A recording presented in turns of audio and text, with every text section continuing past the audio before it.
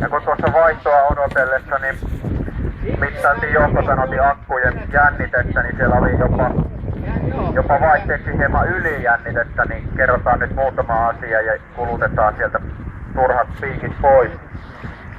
Tällä hetkellä ollaan tässä Ounasjoen ja Kemijoen yhtymäkohdan tuntumassa ja siitä varsinaisesta yhtymäkohdasta kohta melotaan.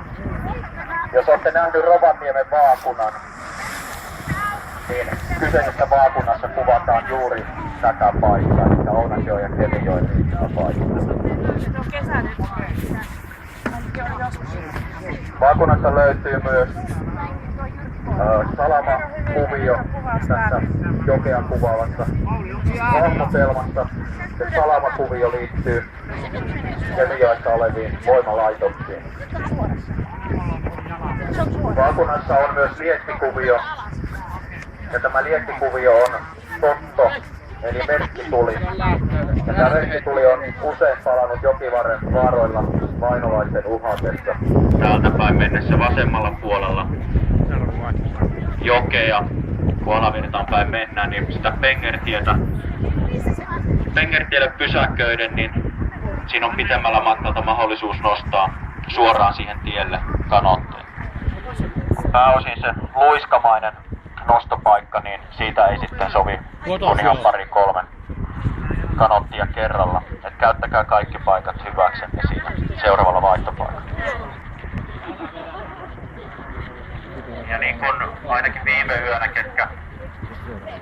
tai ei viime yönä tehtiin jotain ihan muuta, kun oltiin safarilla, mutta edellisenä yönä, ketkä oli safarilla, niin siellä mainostin tätä osuutta, että menemme siitä Rovaniemen maamerkin, eli Jätkänkynttiläsillan alitse, niin ne, jotka siitä kuvia haluaa, niin varaistaa kameraa ja tässä vaiheessa. Surfas hyvin.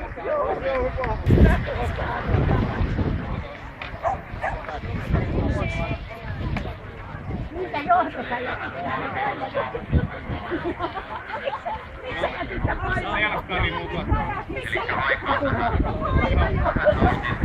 jo viime suunnasta, se nähdään tossa kun mennään pikkusen eteenpäin. Joki mutkittelee toki aika runsaasti, mutta toivotaan, että se on meille suotuisa, koska ton kaupungin keskustan jälkeen mennään pääosin suvanto-osuuksia, niin mikäli sinne vastatulta tämänkin verran voimakkuudelta olevaa tulta sattuu, niin voihan se olla, että aikataulu yhtäkkiä muuttuukin aivan sopivaksi ton saapumisajan suhteen.